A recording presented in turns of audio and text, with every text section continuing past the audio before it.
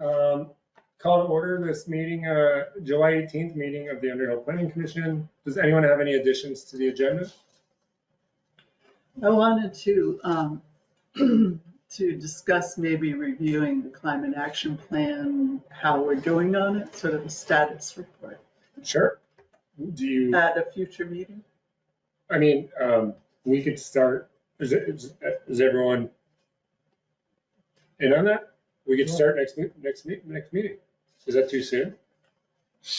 You could take, what if we took like 45 minutes to start with, and then we could just break it up over. You don't think it would even take that long? Should we say 30 minutes? It's more about what we have going on it. Okay.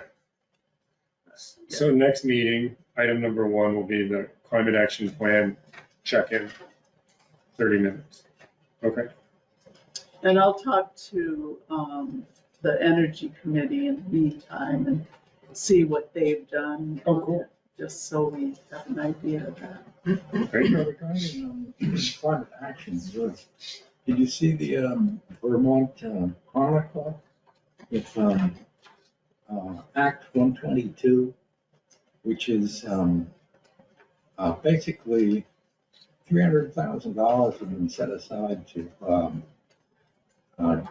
try and get the big oil companies to pay for the environmental damage that they're causing in the state.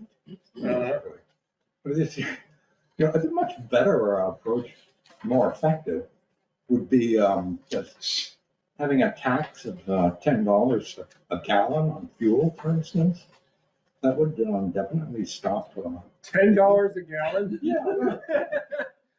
Can I get a ride on your motorcycle on the way home? Right. I vote against David's $10 a gallon tax. Blaming them for us driving around. Maybe he means $10 on a gallon of crude oil, or a barrel, maybe $10 a barrel. All right. Is anyone in favor of the $10 a gallon? Not right now. I got enough. Yeah, I got enough taxes I can't afford. Yeah, I know. Any other additions to the agenda? Nope. Okay. That takes us to public comment. No one's here. Is anyone ever here? Just curious. We had someone. I think once. No, twice. A couple of years ago, Dave Demers came one time. Oh. Remember? That was like 3 years ago, maybe. I think that wasn't. I think we've only had two people. No. So no is the answer. One person every 18 months. That's our clip. Yeah, all guests are welcome. I know, we'll take whoever.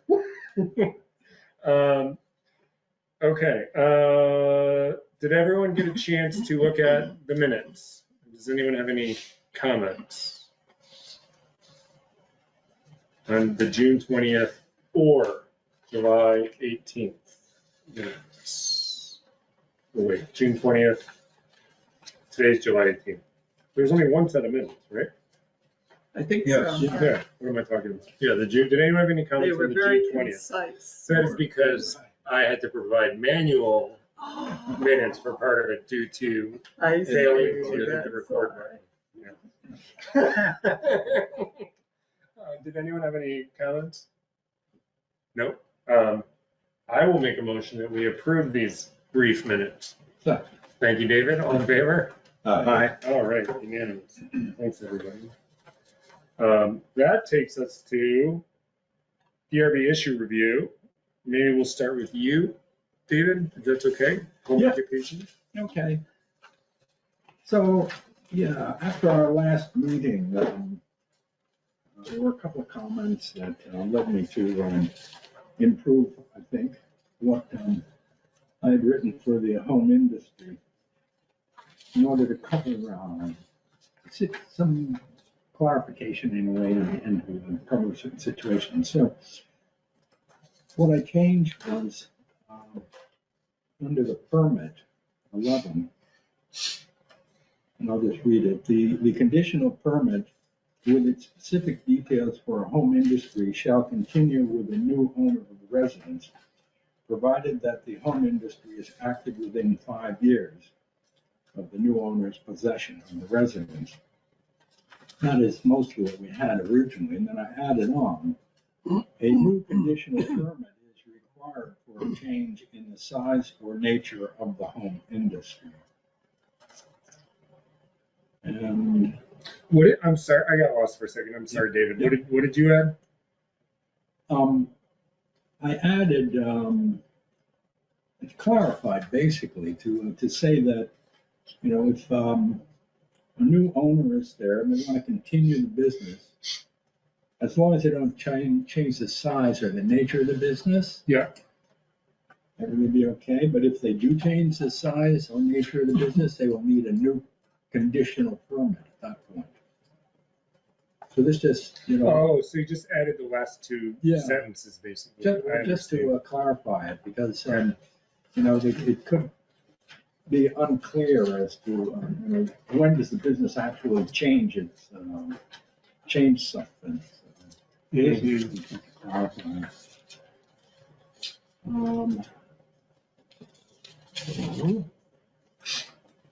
Any questions on this? Anything else? And that only applies to home industry, not home occupation. Or Right, yeah. The home occupation, I thought that didn't need to have this extra language. It's and it basically staying close to what the home occupation was. It being an occupation in the residence, the person's living. So I thought a little more restrictive, that is not making it more, but just continuing, made sense. Whereas with the home industry, I thought, you know, well, here, you know, maybe somebody wants to expand their garage or something in order to accommodate a business. So I thought that would be okay, basically. It has to be a conditional permit anyway, so that would be included in a conditional permit. So, so under 4, I'm deleted, I think this was in the original one. Yep. Last year. Yep, got that one. Yeah. Yeah. So a simple permit is required. So what we're really adding is a simple permit is required for a mere change in the name of the home industry. A new conditional permit is required for a change in the Right. size or nature of the home industry. Right. Any questions on that? Seem clear enough? Okay. Yeah. Okay. Name of the home industry. Sorry, I wrote this down.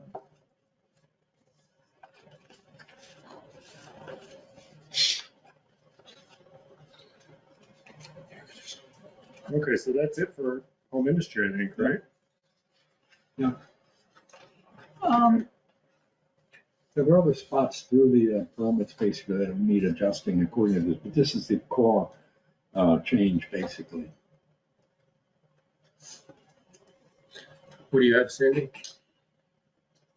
A nagging thing that we covered at one point when the poorhouse pie was being put in, the DRB was trying to call that a home industry, or, you know, the difference between a home industry, a snack bar, a restaurant. I'm not sure they're being interpreted the same way as maybe they're intended. The No one DRB else said remembers poorhouse this. pies is a home industry. I think that was what they were doing. You're talking about when they were on Park Street?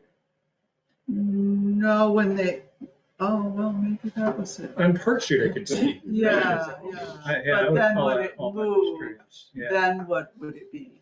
It would be a restaurant? I guess, Are yeah, they is the zoning serving of that up there? lot Are different? people sitting? No. And they don't live there. It's mostly manufacturing, baking. Yeah.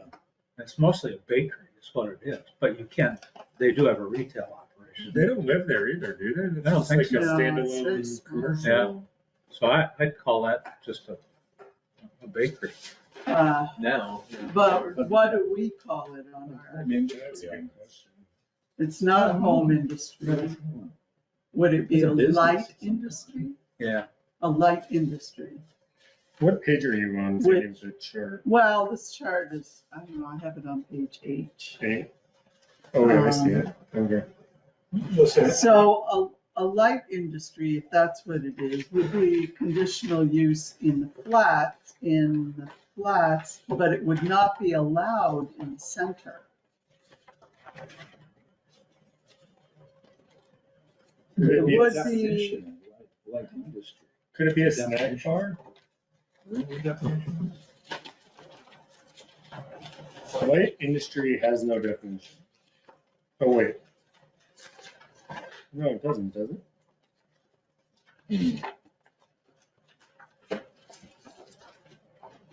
Industry. Home industry. Light industry, page 201. Oh, I skipped it. Such as a facility not exceeding 10,000 square feet in total gross floor area used for manufacturing, processing, fabrication, testing, or assembling products. That feels more like making a, that doesn't feel like a food business to me, does it? To you? It sounds like a manufacturing facility almost. This may also include associated research and development, warehousing, shipping facilities. Oh, wait. Oh, no. Shall meet all applicable requirements, regulations, including performance standards. Processing of agricultural products produced on the premises produced shall not be deemed to be manufacturing. It's not a snack bar. That can't be more than 6 months a year. It's not a restaurant because that says it only includes bakeries if they have table or counter service. We don't have a manufacturing definition. Retail store, Yeah. Where's that? page 207. Premises where goods or merchandise are offered for retail sale to the general public for personal business or household consumption. This definition excludes the retail sale of gas and automobiles and other goods and services that are otherwise more specifically addressed, which they're not. So it's got to be a retail store. That's what I would think it would be closest to. What's PS? Oh, you have to have a site plan review. Okay, So basically you could do that okay. almost anywhere. So maybe we'll, actually, say like a bakery. Thank you. You have relieved that nagging thing. So they're a retail store. Okay. That takes us to Penny's new list, which I told some people this when we first walked in, but the reason I had this stuff printed, does everyone have this one-page memo and then, so this is the memo, crazy, this is almost a year ago. This is the memo that everyone saw that I wrote on behalf of us to Brad. When and then this is the page behind it is what I attached to it, which is all the work David, if I remember, thank you, David, did, all the changes we were making for accessory dwelling units. So this is me asking Brad to take these changes and send them to the CCRPC or the town attorney, which, as an aside, they've not gone anywhere. I found out this week. So you're saying a year's gone by, nothing's happened? Well, yeah, so we should take these, I'm thinking, the first thing on Penny's new list, everyone has it. I have too much stuff in front of me. Is, oh, it's down here. Looking at the blue is the new one. Is accessory dwellings. Yeah. So, oh, wait, sorry, not to take a side trip, but I should have done one thing before we got to this. So setting that aside for a second. Roy sent an email on venues. what do we want to do about wedding venues? Sorry, and then we'll come back to Penny's list. I forgot about that. I mean, it made sense to me. I thought that's what we were kind of going down anyways, just limiting people, like limiting quantity. I know we talked about people and size. Yeah, And noise. This conference will now be recorded. I accidentally hit the button with the click. Sorry. So you were saying about wedding venues? Oh, I like what his email, he said just keep it simple and just focus on amount of people. Yeah. But yeah, we talked about like noise and proximity and all that stuff. Yep. But I think people or head count was kind of A big issue. yeah. Yep. Those are the notes I had. So we had spoken about, these are all the things we talked about. Accessibility, noise, and noise for how long, distance to residences, which I think we might still want to include. Size / number of people, parking, occasional doesn't count, ending time, and should different districts have different rules? Specifically, should they not be allowed in the flats in the center? And enforcement. Is there an enforcement mechanism? Yeah. That's kind of where we left it last meeting. Were those questions mostly from Penny? No, the venues thing was on Penny's list, but the old list before we get to the new stuff. I just forgot to close the loop on this. I had it in my notes and everything, so I don't know how I did that. But He's saying all that all goes to DRB anyways, so. well, that's what Charlie told Roy, but that's not what we have to do. I mean, we can say that we think these 2 or 3 things are important. It's up to us. Really. The memo was suggesting you don't get too much into the weeds of things. And get off. That's what Roy said. Yeah. Too many specifics. It just depends, I think, where we want to draw that line. We could just say, I mean, one course is we could do almost nothing and just say wedding venues are conditional use, right? Or we could say wedding venues aren't allowed within 500 feet of a residence and they require a conditional use permit. Or we could say 7 things plus they require a conditional use permit. It's really up to us, I think. Is there something people feel particularly strongly about that we want to address out of that list, or if I missed something that someone thought of that's not on the list? I mean, to me, I think number of people, noise, and like traffic are probably the 3 biggest ones, in my opinion. But like if I were living near one of these, those would be the things that I would be concerned about as a neighbor. Would you be concerned about traffic or parking? Traffic on the road, which I guess leads to parking, which leads to number of people allowed. Yeah, it's all interrelated. Yeah. But yeah, traffic, like I said, traffic, noise, and people kind of adds to those things. So, Traffic and parking, wouldn't that be something the DRB would be dealing with the conditional permit? We'd be looking at that and I would think so, I guess. Yeah. We wouldn't have to do that. We shouldn't do that. No, but giving them Situation. some sort of a framework, I think is helpful. Otherwise, they just have to make it up themselves. Well, Yeah. they're wanting to a certain extent. They're almost suggesting that we don't get into too much detail, because it is a conditional permit. She was afraid that, our detail. I'm thinking that the roads are so different. The Yeah. big difference between Route 15 and Covey Road. Yeah. And that would be something that the DRB would handle. So, saying something like, the parking appropriate to the size of the gathering and the roads, I think, that would provide some guidance without being that restrictive. Like just mention it, and let DRB provide the specific, ask for the specific, do a traffic study, tell us how many tell us how backed up this road's gonna get. Mhm. And then they read it and they say, oh, this is too much traffic.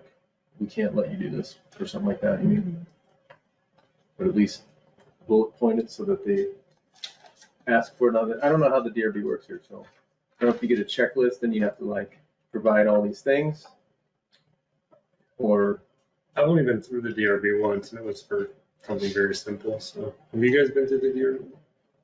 Oh, I have with the heart. Oh yeah, you probably have the best experience with the DRB, or the most experience with the DRB. Yeah, I think their concerns are appropriate to the size of or the disruption. so they ask for the appropriate things Seems already. like it. However, committees change, Yeah. and so having some guidance in the rules, I think, is helpful for down the road too. Yeah. So then we're talking about an incidental whatever situation. We're not talking about a bar for. No, we're talking about a venue. Yeah. Okay, which Yeah. is okay. Yeah, this is, Yeah, incidental This is is not. business. We're not talking about incidental at all. If you have 200 people over to your Yeah. house for your birthday, that is not. Yeah. That is not covered. Okay. Or your niece's whatever, right? Like it's a business, a for-profit business. Okay. Okay.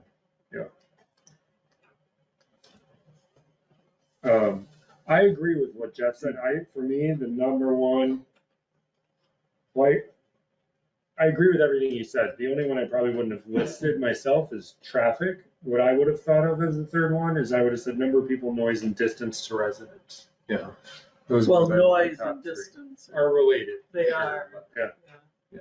Those are the three I would have listed probably. Traffic just comes up from my engineering background and happens Yeah, it's smart. to traffic. And when like one accident happens on the 15th, it's like shut down for Yeah. half a day. Yeah.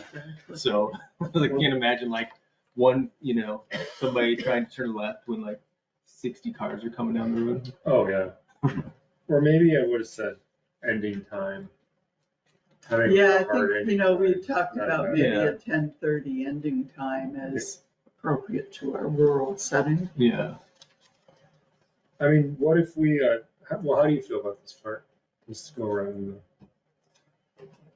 I feel like giving vague bullet points and not getting too specific, and then maybe letting just that way DRB is like, oh yeah, we should do that, and then they can say Yeah. like based on their conditional use or whatever they do, they can say, well, for what you want to do, no more than 100 people, or for what you want to do, no more than close at 10:30. Yeah. You know what I mean? I don't know this to keep it less restrictive, but also like consider these things. Yeah, we could write it like, sorry, and then let's go around. We could write it without hard numbers, but like, I could take a crack at it, but it's like, I don't know if this is good or bad. You could say, that it should not be, this isn't it, but like so noisy that it disturbs the neighbors. Do you see what I'm saying? Like you give them room to move, but say, hey, this is important to the town. Like noise is a thing that we care about. And what areas are we allowing it to Well, happen? we said no to the flats in the center and yes to everything else in the conditional use. That's what people said last. Yeah. I want to see something on on-site parking, because I don't want people parking on the road. On-site parking, provide on-site parking. Yep. Yeah. And again, that's the kind of thing where that'd be up to the DRB then, how many on-site parking spots they have to have. We're just saying, this is something that's important to the town. David, how do you? Yeah, each site that this might be, there's so many differences between the sites, that's the only thing I'm thinking about at this point. So, Yeah. That's where the conditional permit comes in. Yes. This conference will now be recorded. This conference will now be recorded. I'm just moving the computer farther away from my papers. It's like, we're gonna get like 3 recordings. Oh my God. I spoke too soon. They would have different levels of impact depending on where it was happening, and proximity to neighbors, and your neighbors' Yeah. tolerance for having a disturbance next door. Like an art festival is different from a wedding venue, is different from having concerts every Saturday night, you know? Yeah, So, yeah, you don't want to put them all in the same shoebox, but you do want to make sure that the DRB is conscious of these considerations with each type, I guess. what if I put in for now a section, sorry, I'm trying to get back to the number. I will put in just a note that we're gonna add a section 4.20, that would be the next section. That section will be on event venues. And we can even circle back to this. I'm just gonna make a note here to us that the things are important are on-site parking. We can think about how we wanna do this. On-site parking,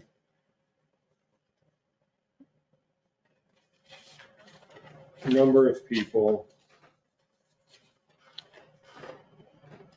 noise, Yeah, proximity to residents, proximity to residences, closing time. closing time, and you said traffic. Okay. I think that's the kind of thing we need a first draft on, maybe. We're not gonna like draft it real time, right? So I can try to work on that. And come back to everybody. Maybe we can.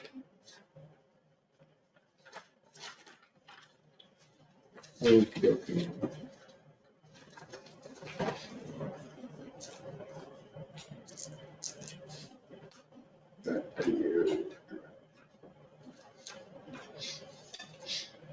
Okay. Thank you. That takes us back to where I had started, which is ADUs, back to Penny's list. So I think what we have to do is compare the comments Penny made to what we already addressed and see if we missed anything. So Penny said a bunch of stuff.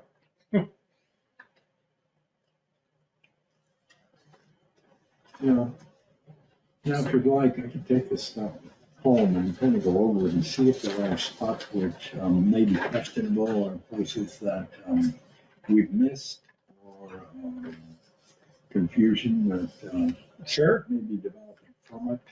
sure. I'd have to kind of sit down and ruminate on it and kind of, figure out if there is something that should be dealt with or how to deal with it. Yeah, because she's bringing up like driveway widths and stuff like that, which Yeah. we did not talk about. Yeah, the questions here that, as far as my own particular brain works, I've got to sit down and think about it. Sure, that'd be great, David, if you don't mind. With an adult beverage? Yeah. It always helps the creativity flow.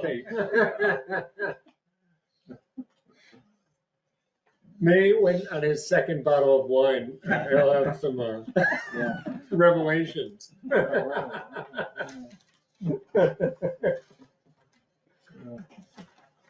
Okay, so we'll do that. We'll come back to that. Thank you, David. Yeah.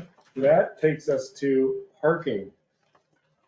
I feel like we talked about this before, but she has it highlighted in blue, which means that it's new.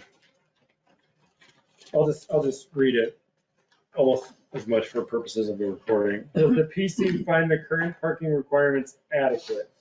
Parking requirements seem to have come from areas with public transportation, multifamily housing specifically. Is an increase in parking requirements allowed for multifamily dwellings? The idea of 1.5 cars per household, apparently this is a conversation Penny had with Andrew, or the whole DRB had with Andrew. The idea of 1.5 cars per household is a noble goal climate-wise, but is it a realistic starting point in rural Vermont with no bus service? She goes on that, but the point is, a lot of people have more than 1.5 cars. Should the parking allocation be per bedroom? Should there be minimum off-street parking requirements? Example, previously proposed multifamily housing on Pine Ridge Road off Irish Settlement. 4 dwelling units of 3 to 4 bedrooms per unit. Total number of required parking, 6. Applicant proposed 6 parking spaces with the option of overflow parking on the road and using bicycles instead of cars. Bold choice in the winter. Yeah, right. Tim's a dedicated cyclist, and I don't know, are you up for a good January cycle to Snubs? Only if there's 4 feet of snow and it hasn't plowed yet, right? Of course, the DRB can require more parking spaces, and perhaps that remains the best solution. But the starting point of the current regs can result in the anticipation that a parcel will support a project design with just the reg required parking of 3 spaces for 2 units, for instance. Now I see what she's saying. You're sort of setting, then the person who came in has to have the drawings redone, which costs money. Anyway, I think the net takeaway is table 3.1, page 43. Do we think these are adequate? That seems to be the cut to the chase. I hear what Penny's saying. Minimum off-street parking requirements. Multifamily, 3 for every 2 dwelling units. Not adequate. That example on Irish Settlement is, I mean, a little silly, right? You're gonna have all those units and 6 parking spaces. The thing we had talked about, I think, is that everybody has a driveway, you know, at least a short driveway into their house.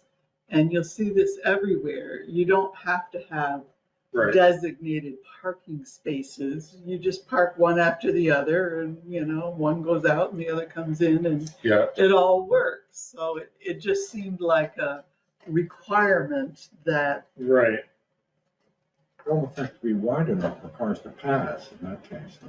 Yeah, well. And the bank, you could see the bank, it depends on the grade off the side of the road. Some of them are quite steep, like you can't park on the side of your car would.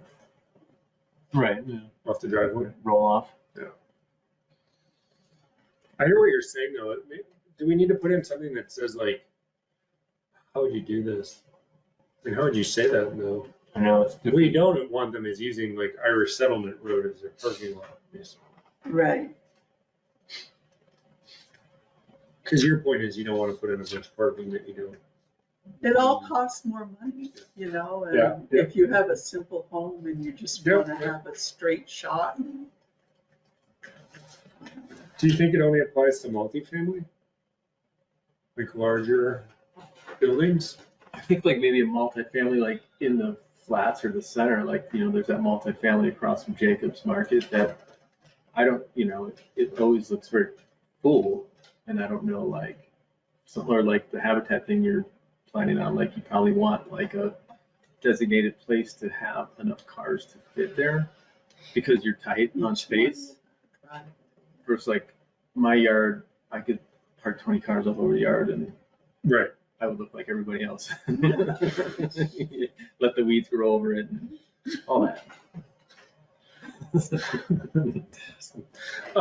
Might find my canoe next year when I cut the grass out. So I don't know. I feel like if it's a kind of business, it has to have some kind of definition. Like a multifamily feels kind of like a business in some ways. What do you think, Bart? In general and with respect to multifamily? Yeah, less regulation, the better on this one. So you think leave it as is? David? Well, I don't have any clear opinion about how to go on this. I suppose, in the way they set it up, they had some kind of standard they were applying. 1.5, it's basically 1.5 cars per unit for multifamily. Seems reasonable. I mean, yeah, we don't have to do anything, just because it's on the list. Sandy, sounds like everyone's sort of saying, let's leave it. Tim, leave it? That makes sense, yeah. Yeah, I mean, you're saying leave it, so check, leave it. I'm just thinking of my own business lot. It seems like, oh, look, the tenant's gonna park wherever. Yeah, for There's sure. not a whole lot of enforcement. Yeah. It's gotta reach its own equilibrium. I want to go home and clean up those greenhouse pipes. I got grass growing all over them there after Jeff. I'm taking pictures, Okay, that takes us to fences. Uh-oh. Fences are, isn't that a classic favorite for people to fight over, fencing? Let's see what we got. Stir the pot. Fences, okay. He mentions height and enforcement. Is the height limitation, so this is on page, well, it's kind of in a couple different places actually, so let me get to that in a second. Is the height limitation intended to be that of an accessory structure? And is the reg enforceable as written? Okay, and then she references page 33, 34, and 197. So page 33.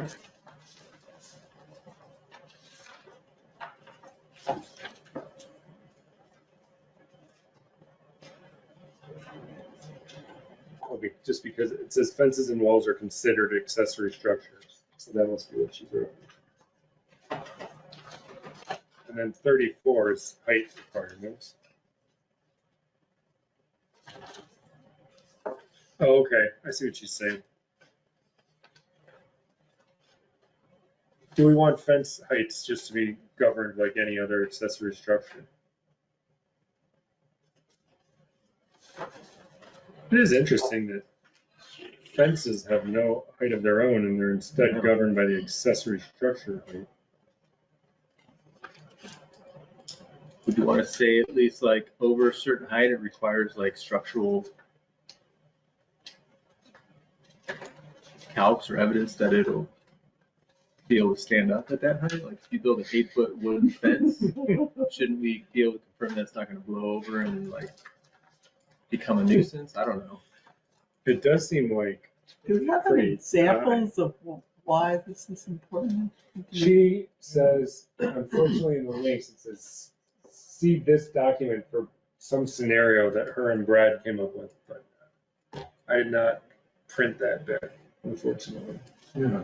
What's the problem? The town assumes no liability for damage.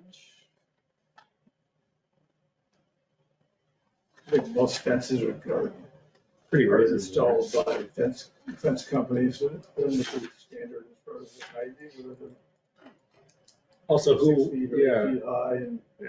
can become. We don't see many around. Pre-made sections. Yeah. Also, most people don't want a crazy high fence Right. because, well, obviously then you feel penned into your fortress, I guess. Yeah. Maybe this is not an issue.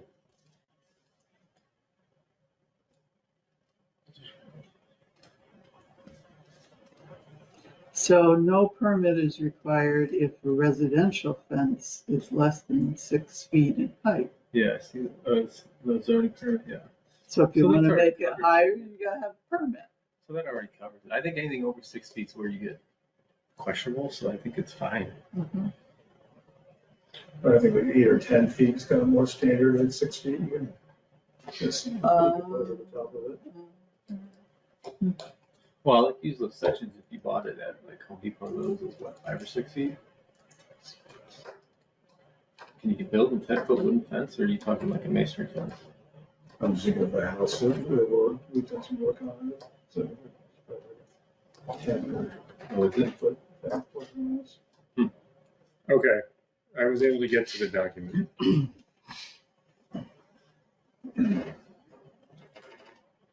Fences and walls, suggested revisions by Brad. So these are suggested revisions by Brad. Fences and walls are, so this is what it says right now. Fences and walls are considered accessory structures for the purpose of these regulations. And then in red, their comment says, if that is the case, fences could be as high as 35 feet high. Because there is nothing, sorry, there's nothing in our That's ridiculous. There's nothing in our regulations that restricts them to a certain height. I tried to find a picture of that fence. I can't remember. You gotta get a zoning permit for that. No zoning permit or approval is required for residential fences and walls less than 6 feet in height. That's what the reg says. Here's the comment. Okay. So the ZA can issue a permit for non-residential fence, like a cemetery or business, but I cannot place any conditions on that permit because of our regulations, unless a town or state right of way is involved, or it's a flood hazard area. I don't 100% understand that comment. You guys? So a business decides a junkyard decides it wants a really tall fence. It can Right. just do that without a permit. Well, no, they have to get a permit if it's over 6 feet. No, that's residential. 30. So we just say we just include non-residential there, right? And then we're done. When you get a. Yeah, you can just say residential and non-residential. Zoning. I mean, for the Yeah. junkyard, I think that's, that goes through a conditional permit, I think. The whole thing. Yeah, and that would include that you have to shield the I don't know, to be a hell jump of a wall. from the road. 35 In that feet. case, higher the better. I mean, this is Underhill. Yeah. It's not like downtown Boston. Just don't know who would want a 35-foot wall. Can we just simply add non-residential there and then that'll cover it? I mean, I feel like it would make her argument like go away. Well, right now it says no zoning permit or approval is required for A, agricultural walls and fences, B, temporary fencing, C, residential fences or walls less than 6 feet in height, blah, blah, blah. So are we saying that we also want to allow businesses? Is that the? Well, we're saying if you say residential and non-residential fences less than 6 feet, that means a business fence at 7 feet requires a zoning. Oh, what he's saying is that. Yeah, so I see what you're saying, Sandy. We should just add residential and non-residential. Don't require permits, but they are both subject to flood zones and blah, blah, blah. Yeah. Yeah. Oh, I got you. And, well, they require permits if it's 7 feet, 8 feet, 9 feet, 10. That gets rid of her 35-foot tall wall With a concern. business, you need a, what kind of a permit?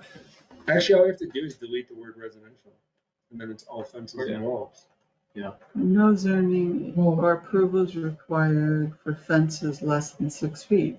Oh, Right? Yeah. Just delete Well, residential. a business has to get a permit anyway, and that would include a fence for it, wouldn't it? To be I don't part of know, the Brad permit seems to of be the, saying- business. Brad seems to be saying it's a loophole that the business can put the fence on. I think most towns would have required to have a permit to get a fence. They would have to maybe conform with setbacks, possibly. That one? They might have to conform with setbacks. Yeah. Yeah, it's just that ours don't. Yeah. Apparently, it says fences, walls are not required to meet minimum front and rear side Which I think setbacks. if you're the neighbor, you might want to, be more concerned for the neighbor than for yourself. Yeah. With the fence. Yeah, you know about those things in this, like with the fence right on your property line, next to your property line. Yeah.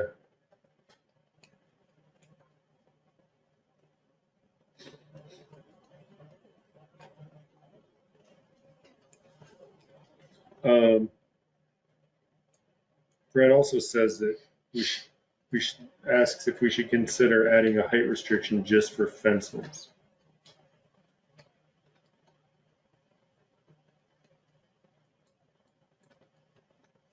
So. Here's a fence permit example. Oh, sorry, David. Fence, within the setback area, or closer to the property line than the setback, but not on the property. That would be allowed, I think. But maybe it's not. Maybe there's a question there about that. I don't say that it does, and if it's just an accessory structure, basically, accessory structures have to be as far from the property line as the setback. But you don't necessarily want to do that with a fence. Well, that's what the first thing says, that they're not required to meet the minimum setback for Yeah. an accessory structure. So here's what happened. This is actually interesting. Here's what happened.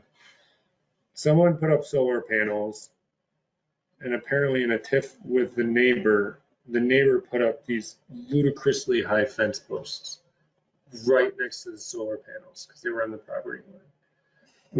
Like 15, 20 foot high fence poles. So they were going to block the solar panels. And the issue is that the Z8 was in a bind because if they issued the permit, because of the way our regulations are written, we're only residential, only the residential have these additional restrictions on top of them. The ZA either was in a position where they either could not issue the permit, which they didn't really have a basis not to do, or if they did issue the permit, they had to issue a permit allowing the fence to be up to 35 feet high. Brad said they resolved the situation by get everyone together to talk to each other, and they fixed it. But that's what brought this whole thing. Well, I mean, I feel like if you say all fences or walls less than 6 feet high do not need a permit, that means once you go to 7 feet, it needs a permit, and then, you look at the site and plan and stuff and realize that somebody's got solar panels there and this guy's trying to block his peak solar collection with his fence. I don't know. Conditional use. Yeah, so maybe we just delete the word residential, to your point. Write the word all, and we fix it, right? Yeah, those are your words. Is that good with everyone? Delete the word residential, Where's the deletion? right? So 2C, Line 37. 2C. just delete residential, write all instead. All fences or walls. Fixed. As an amusing anecdote, while we're on this, attached to Brad's note, there is a state law that says no person shall erect or maintain an unnecessary fence or other structure for the purpose of annoying the owners of the adjoining property by obstructing their view or depriving them of lighter air. However, Lighter air. if you violate this provision, you are only fined $100.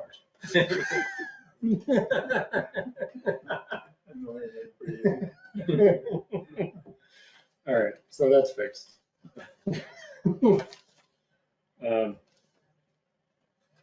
Now, she does ask, the next one also has a document link to it. And she says,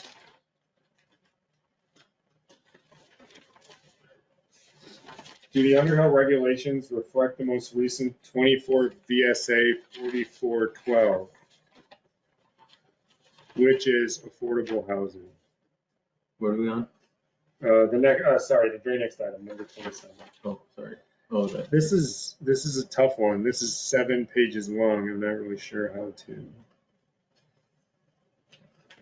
This is really an exercise, I think, for our attorney to confirm that. I guess we can do it. We're just reading the law and comparing it to our regulations. Yeah, it's not anything we can do right here. Maybe we push that to the next meeting. I will save this document and send it around, and maybe everyone can review it. So you said it's 27 pages? No, 7 pages. Oh, okay. 7 pages. I'm gonna So I'm save. gonna have to drink a couple Red Bulls. I'm gonna save Title 24, Okay. 4412 off this document, David, and I will send it around. Well, 24 VSA 4412. Yes, it's long. Probably. It's 7 pages long. Are you sure? Yeah, well, according to this, but it's wide ranging, right? It goes from like no bylaw shall be effective prohibiting or penalizing a hotel from renting rooms to provide housing assistance to rules about antennas. I mean, I'm just going over it here, but it's pretty, to on-farm businesses, so it's pretty wide ranging. So this could we could be flipping through this entire code book just to marry the pieces parts together and compare them. Well, if we want to. Okay. I'll send it around and then maybe we can. This sounds like this could be a whole Yeah, project, just this one section. We're not doing that. Let's we'll go through it next meeting briefly and see if we think it's something worth doing or this is something that the town lawyer should do. I don't know. Okay, you're gonna send around DSL? I will send around 4412. Yep, I will do it, probably when I get home. Which takes us to, I thought I saw another one, accessory, yeah, which we have previously spoken about. So let's see if this is covered.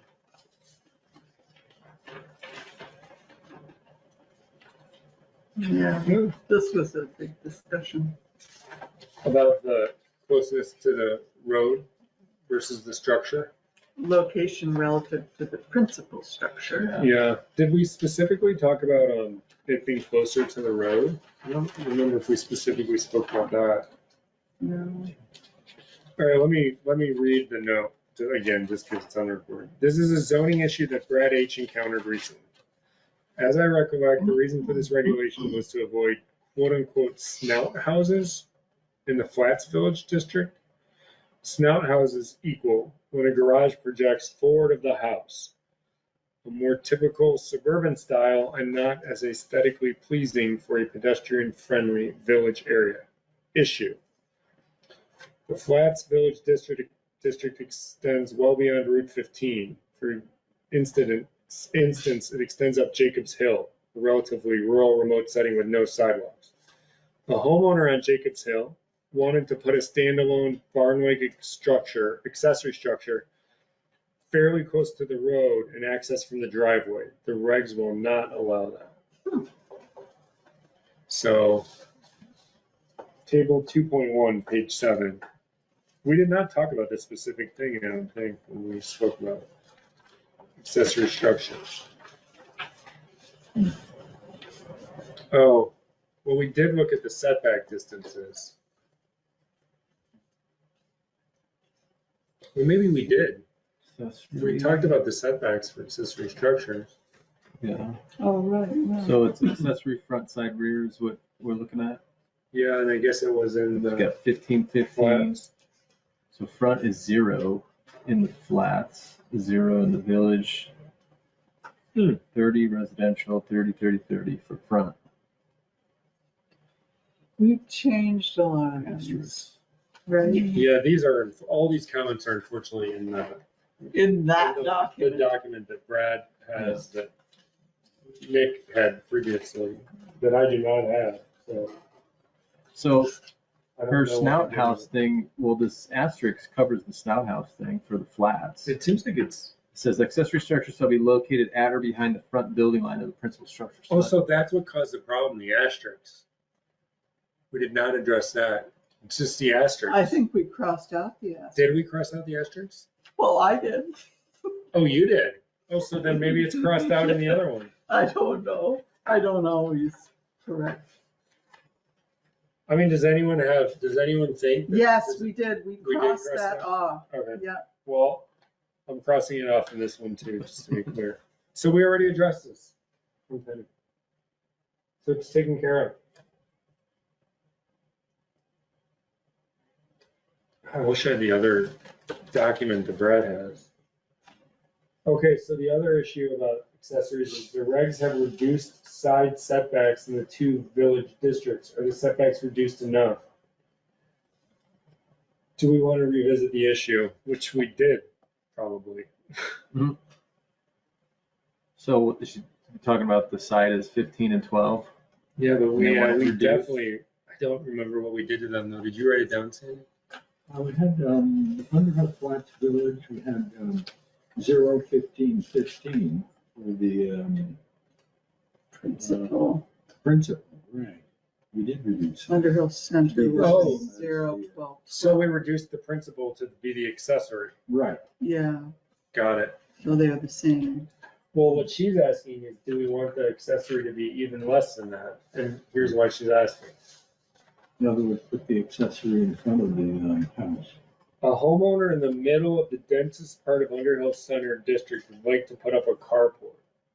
The current driveway is almost on the property line, which means the carport would not meet the side setback and therefore is not allowed. The Underhill Center Village District, like the Flats Village District, encompasses both areas of very dense housing and more rural adjacent areas.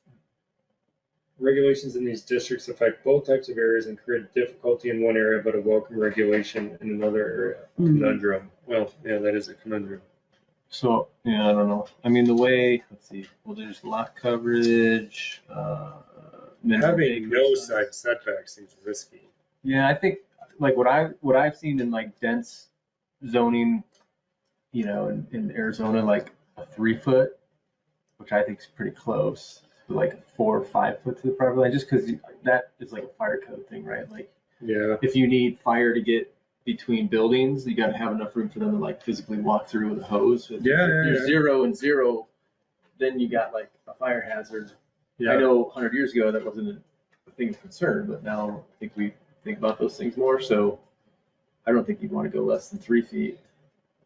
But I understand her concern with the driveway being on the property line and having a carport in a dense rural area like that. Which is probably pretty typical, right? Having your driveway up near the side of the property. Probably on those small type lots. Yeah. How do people feel about the side setbacks For accessory at least. for accessories in the flats and village? And usually what they do to counter set that is like, you pick one, it's either 3 or 10, right? So if you pick 3 on this side, it's 10 on that, or if you pick 3 on this side. It always has to be a 3-10 ratio, so you don't have like 3 and 3, and then it's built up. Where it really gets cramped Yeah. if everybody uses it. So that kind of would. But if there's already an existing structure that's right on the line, then you need more setback. Well, it shouldn't be, right? Because just the front has a 0, the sides still have a 15 and 12. So I think you're saying like, if this is the property and this is like the house and the driveway is like here. So this line here is the 15 feet for the house. If they do a carport like this can be up to some distance from that property line.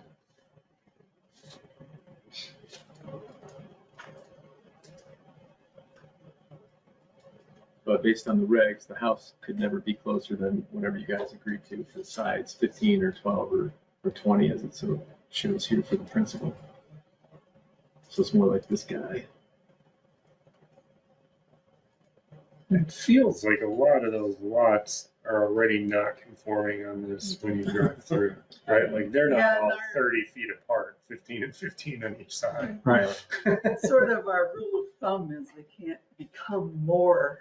Yeah, I mean, some of those houses are probably built in the 1800s, but like if you're building like Jacobs Hill, I mean, those are all new houses. Yeah. It's a different Then you story. want that.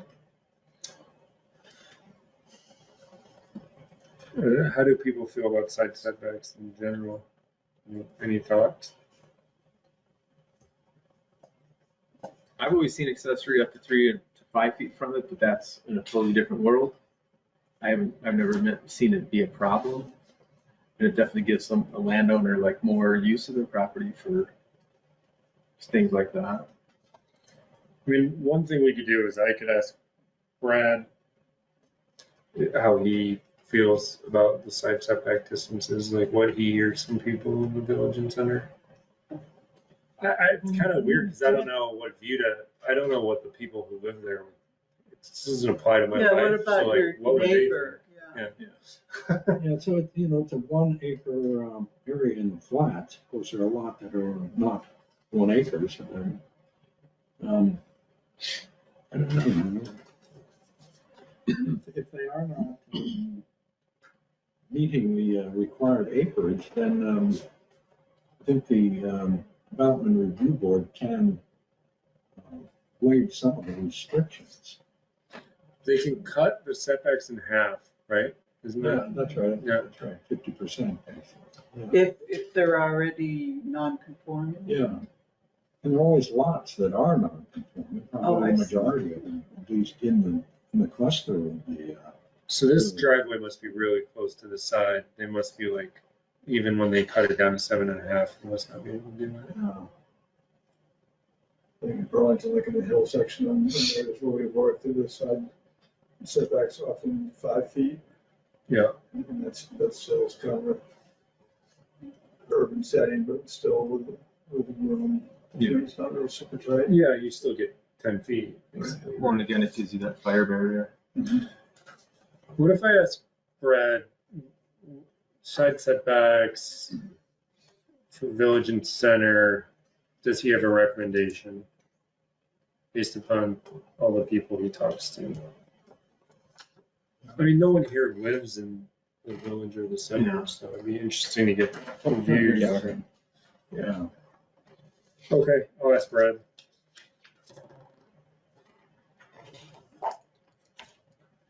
Okay. I think that's Penny's full list, actually. Yeah. Do you know, Sandy, this is a total change of topic. Do you know what's going on with the natural resources inventory? Oh, it's funny you should ask. We're coming up on the end of July's Arrowwood's deadline to get the report Okay, to us. and that'll be then what happens? So that's the report with all the maps, and our committee is going to then ask for help from Jens Wilke with the wildlife program at the state, who has a lot of experience working with towns and taking these natural resource inventories and helping towns figure out conservation and planning from that information. So Okay, we're going to meet with him at our meeting on August 20th. okay, And so after that, I should have a little bit more information about what's going on? what's what. August 20th, okay.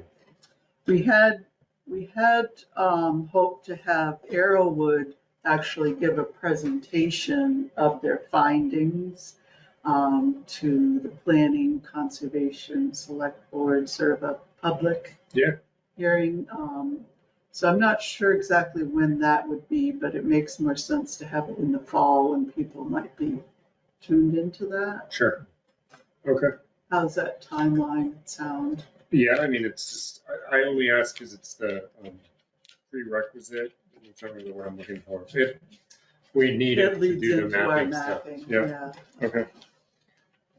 Okay, So I have a question for you along those lines. I was looking at grant opportunities, and one of the ones that comes up in September, which we pretty much have to have done in August, is the municipal planning grants. okay. We put in for one for the housing study, which was really helpful. I'm wondering if we would want to put one in to help our land use planning mapping. To maybe, since we don't have a planning I think we administrator, I think we need one. we Yeah. could maybe hire someone to help us do that rezoning mapping effort. Yeah, what would we have to do this grant? Paperwork. Okay, We have to have sort of a plan, so somebody should like be the spearhead. Before what happened, I think Kale and Andrew sort of drew it together and then had this committee review it. I'm sure Brad had some input, something like that. do you have like the starting point, like the, I can send you the link to it's a state through, okay, who's it through? Community Development Program, maybe? Something like that. so how about, do you mind sending that around to everyone? Mhm. And then what about if at the next meeting, So we have a climate We can action plan start check-in, and let's start, I mean, the mapping is really important to everyone, right? So why don't we apply for this grant? And So what's the plan here now? My idea about the mapping is that we take a section of a road, for instance, and we deal with or work from the original map that we have. And take that section and just draw lines on the property lines, basically. And then when you come up against a large parcel, have that particular parcel looked at. If the line runs right through the middle of it, with 10 acres and 20 acres or whatever on both sides, then bring the property owner in and talk about that. I don't know that this is really, I don't know whether grant is, what would somebody do on this basically? I mean, if we're just taking a section of, well, don't you need, So we don't have the expertise, David. don't We we don't need somebody to have do the somebody to do physical it. work on the GIS? Yeah. we need To somebody do- to do GIS. Yeah, Yeah. Yeah, yeah. okay. So that would be That what would this be- person would do. Oh, Yeah. yeah. Okay, that makes sense. Okay, so let's take 15 minutes or 20 minutes, and let's say 20 minutes and work through this grant application and see what we need to do to complete it. Okay.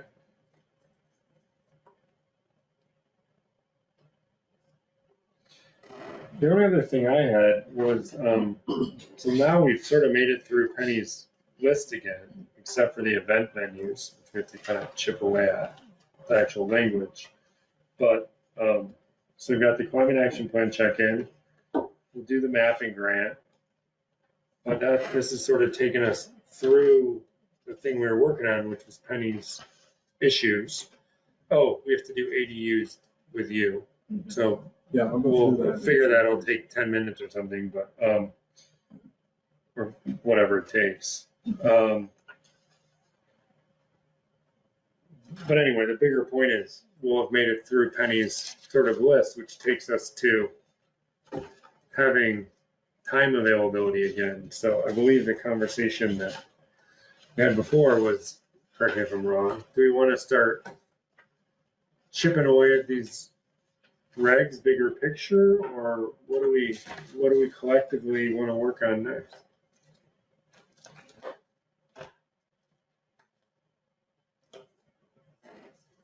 Well, we'll have to have everything ready for voting. I think we should play croquet out in the field a couple sessions maybe. On video, Yeah, yeah. so everyone can appreciate the talents that we have. I think that when we go through the climate action plan implementation part, it'll help us identify those big topics that we need to agree on that would then influence how we might revise zoning regulations. Okay. Between that and the natural resource Yeah. reports, those are really big topics that we haven't Touched on, yeah. really Yeah, got into, forest fragmentation and, yeah. So that's more a fall item, you're saying, after you get the natural resources presentation done. Okay, well, I mean, one thing is maybe we have a couple shorter meetings too, if we don't have a ton of stuff on our plate. I don't know, we can collectively decide, but I guess I'm not gonna worry about it for now. Okay. Also, maybe something will come up in the next 2 weeks. All right, easy. Anything else? I think we're gonna wrap up 15 minutes early this week. Okay, is there a motion to adjourn? So moved. Thank you, Bart. Is there a second? David, all in favor? Now I'm gonna log off.